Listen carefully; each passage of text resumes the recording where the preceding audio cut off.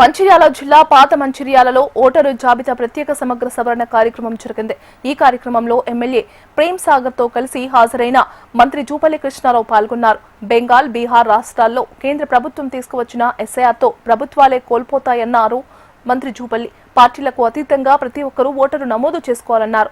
కాంగ్రెస్ పార్టీకి చెందిన ఓటర్లు అయిన మైనార్టీస్, ఎస్సీ, ఎస్టీ ఓటర్లను తొలగించారని, ఓటు హక్కు ప్రజాస్వామ్యానికి పునాది లాంటిదన్నారు.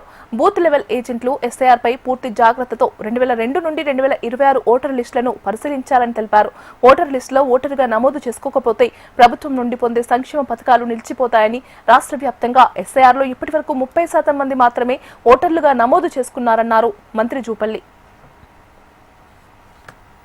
ఓటర్ల లిస్టు సవరణ చేయాల్సిన అవసరం ఉంది.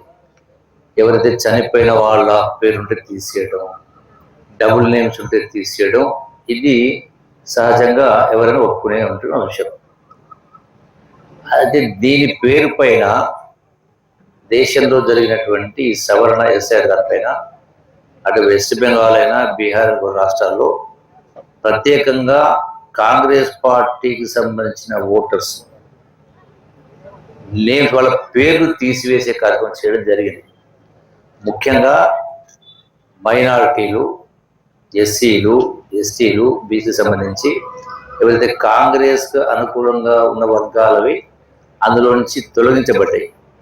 ఇలా రాజ్యాంగం కల్పించిన హక్కు ఓటు అనేది ప్రాథమిక హక్కు, ప్రజాస్వామ్యానికి పునాది ఓటర్ అనేది.